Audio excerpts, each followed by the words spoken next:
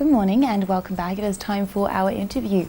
And SACCOs play a major role in economic growth through the provision of loans to Kenyans. Currently, Kenya has over 8 million co-op societies members and 13,000 registered SACCOs. The subsector has mobilized over 230 billion shillings in domestic savings. Today in studio, we have Daniel Masha, the CEO of Imarika SACCO. Good morning and welcome to Citizen Power Breakfast. Thank you so much for taking the time to come in and discuss SACCOs a little bit further. Now, maybe we could just start, if you may, by just telling us a little bit about Imarika SACCO.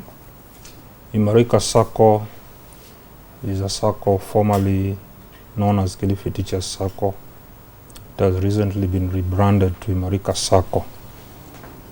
It's a SACCO that was started way back in 1974, and it has grown from strength to strength in terms of membership, in terms of capital base, in terms of asset base.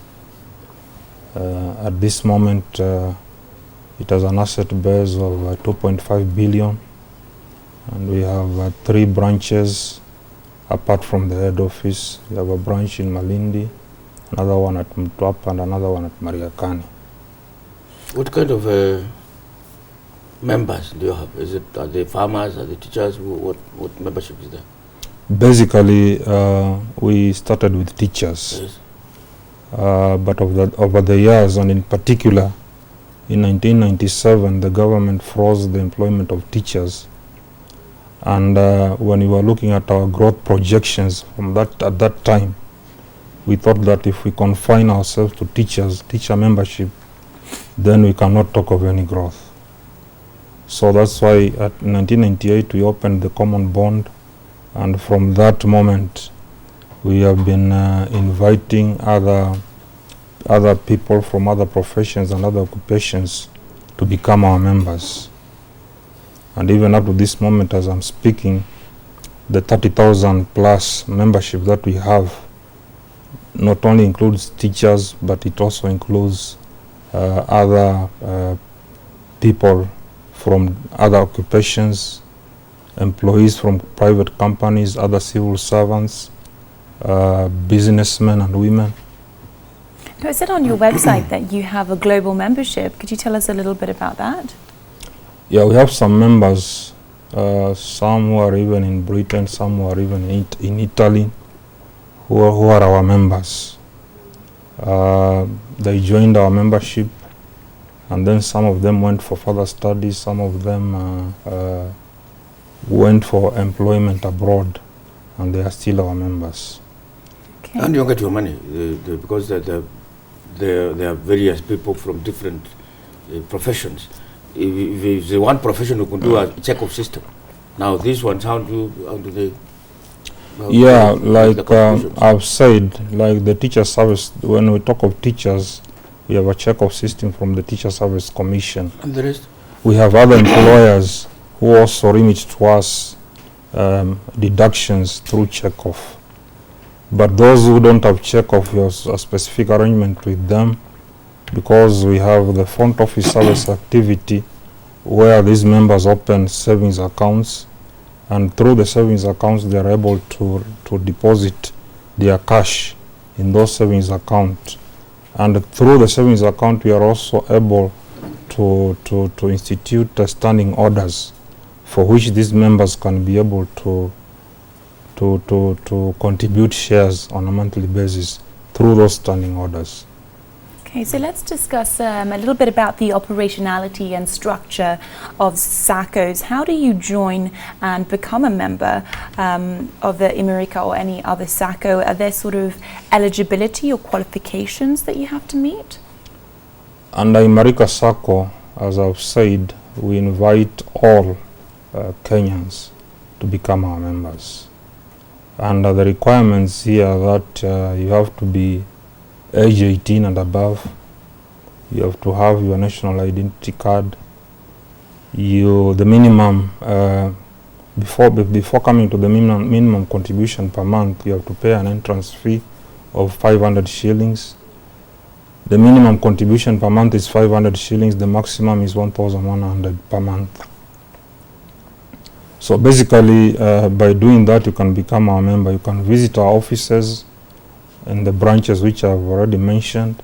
You can also become our member by interacting with our website, www.imarika.org.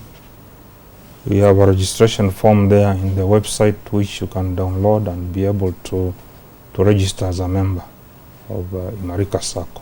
So tell me why I should become a member of Imarika Socko and not the one here at Raw Media. Why would I want to come to Kilifi to be a member of the at Imarika Socko? Yeah.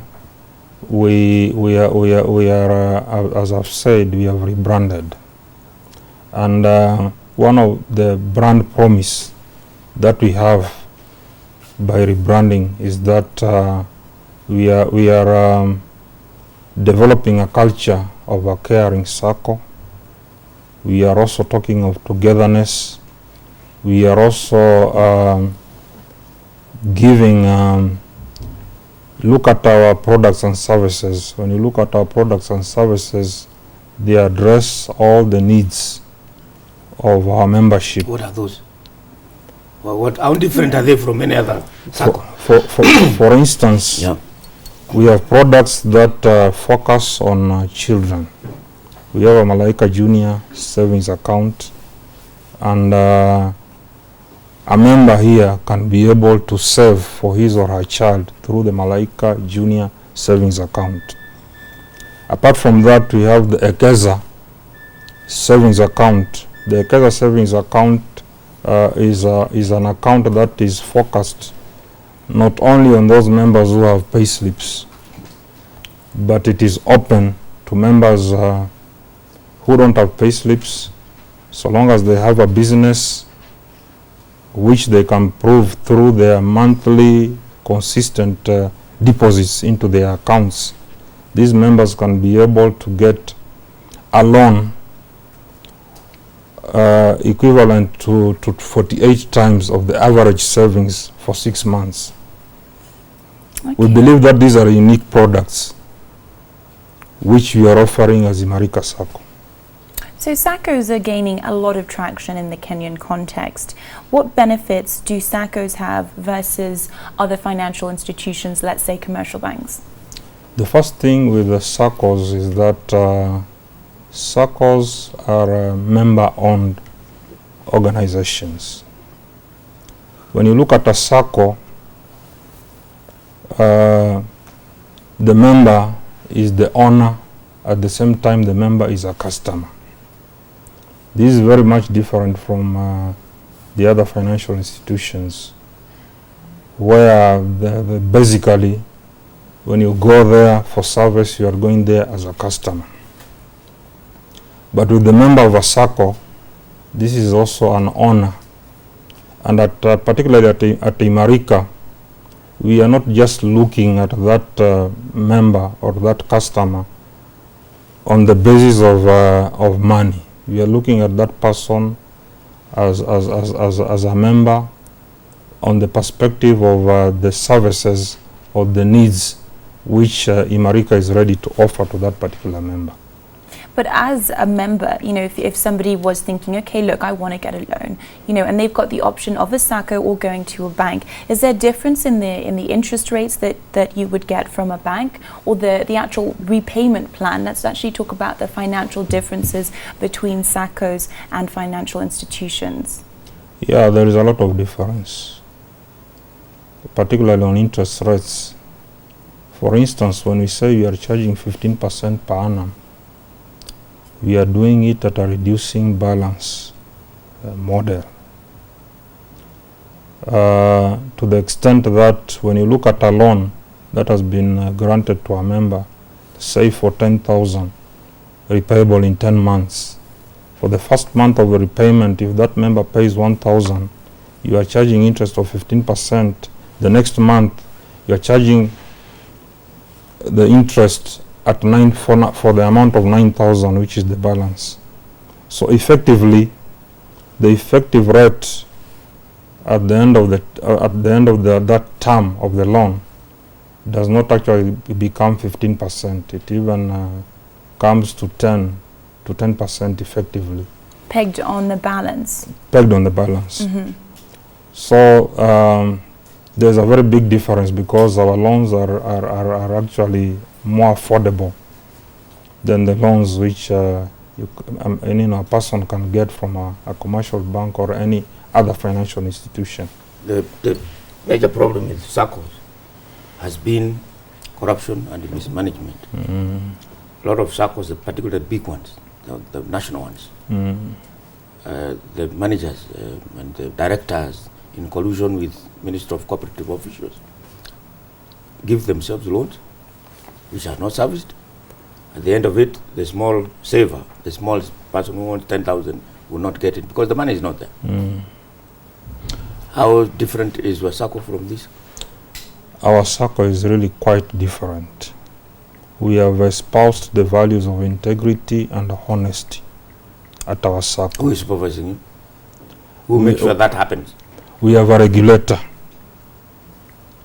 from 2010, but what I was saying is that even before the regulator came in, as a Socko, we have espoused integrity and honesty.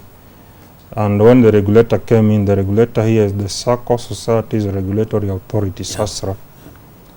We were among the first Soccos to be licensed.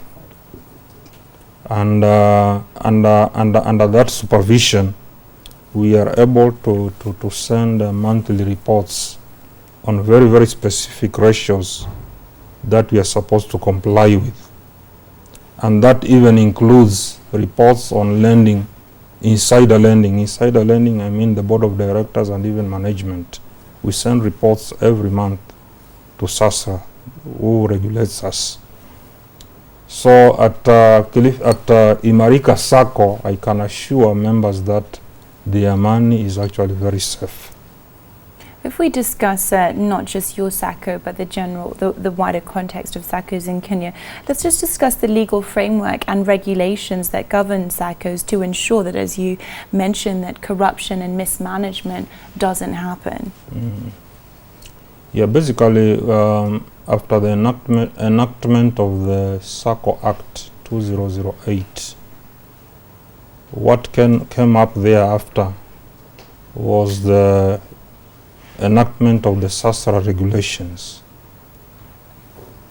And the main objective of coming up with this legal framework is to ensure that actually Soccos are run in a prudent manner, and that the affairs of the Socko are run in a safe and sound manner.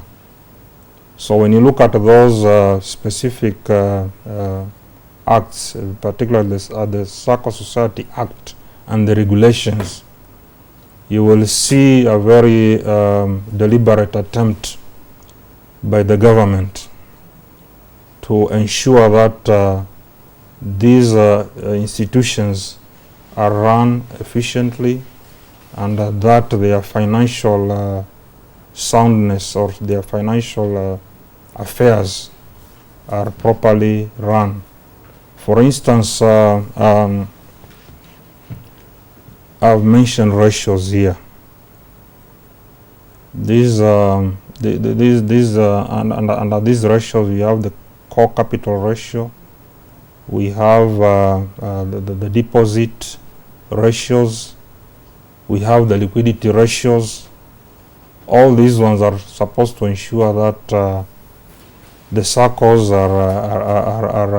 don't exceed their mandate, because the basic mandate of the Soccos, the basic mandate of board and management is to ensure that we offer efficient services and that the members' monies which you are entrusted to is safe and sound.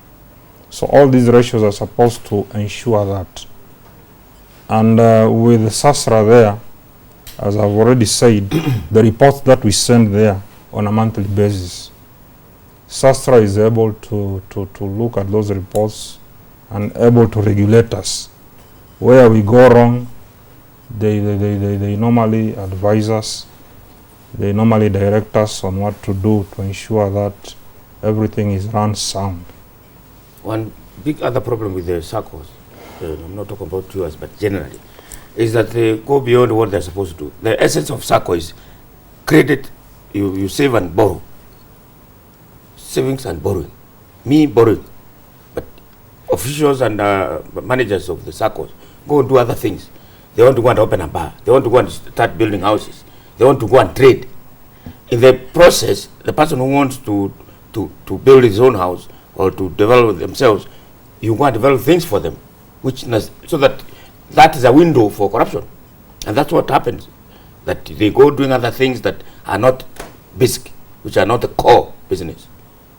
Opening bars, opening restaurants, building houses, so that managers and officials can get something to steal.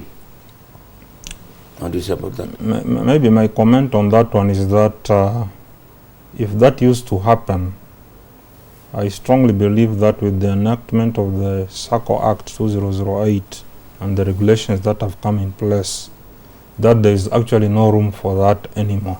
What do you mean there is? You telling me that Soccos don't do those things? They don't open shops and hotels?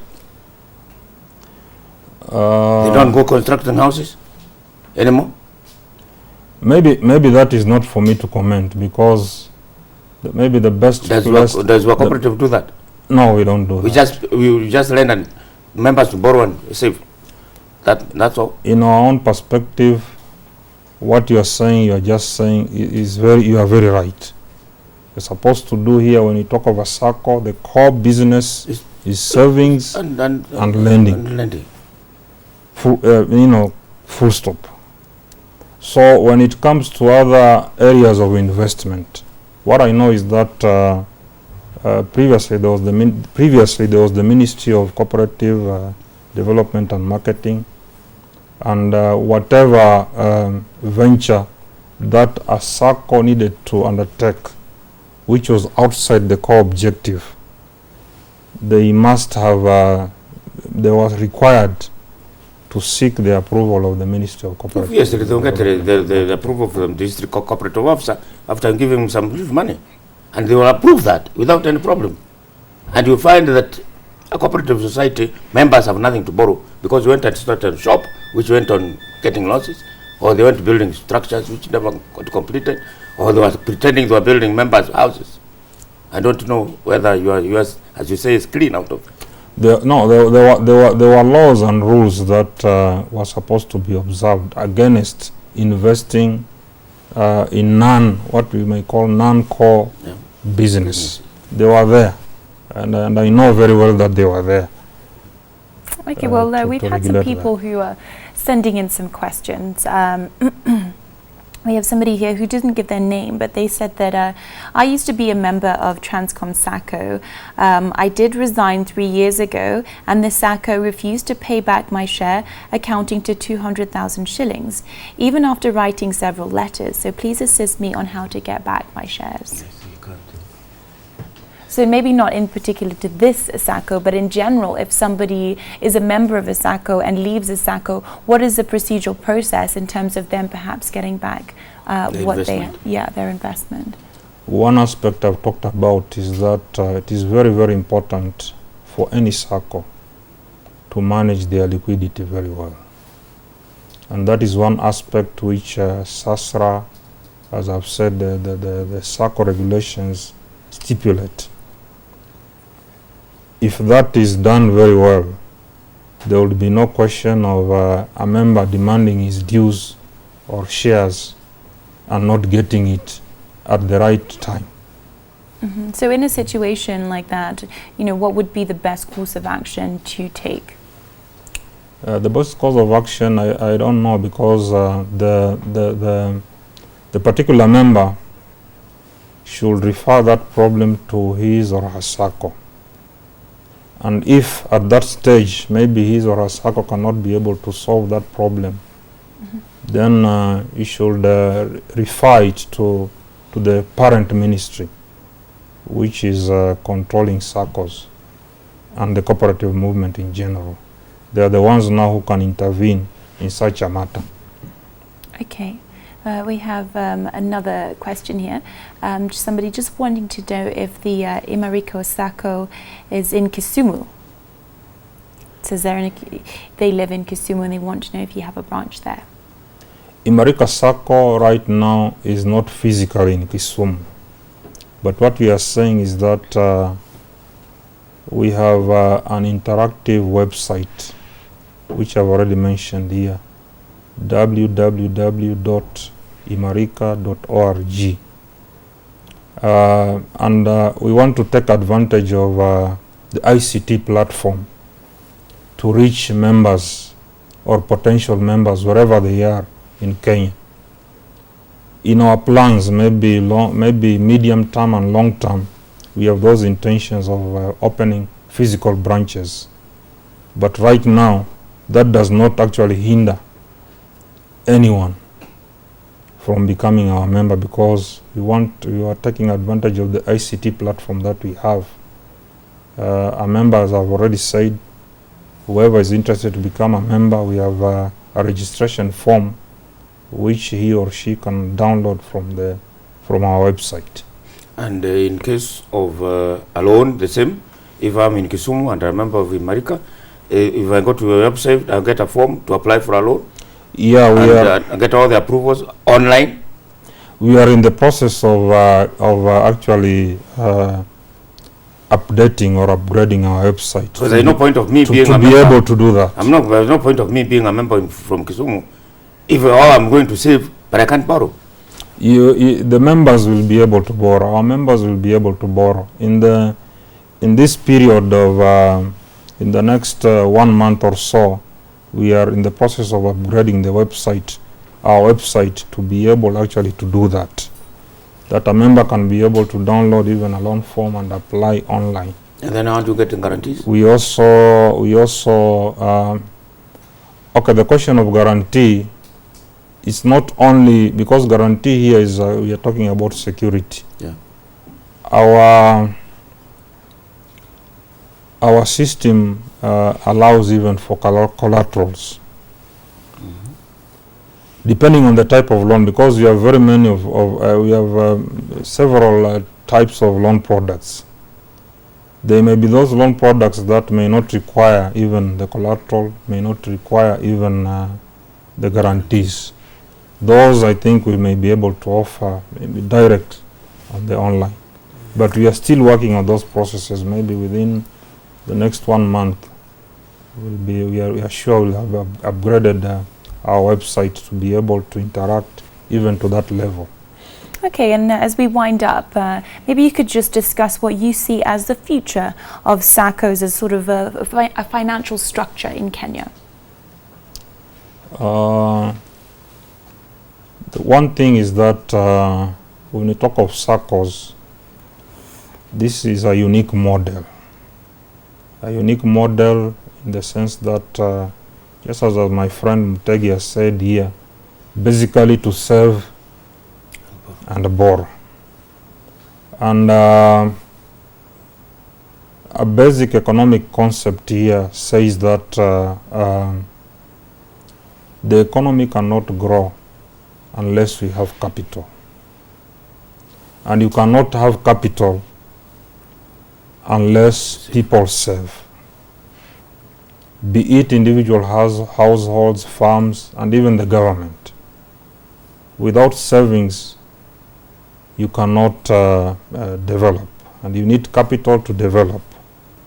The available income which all of us have, we can either choose to consume most of it or part of it, and part of it we can choose to save.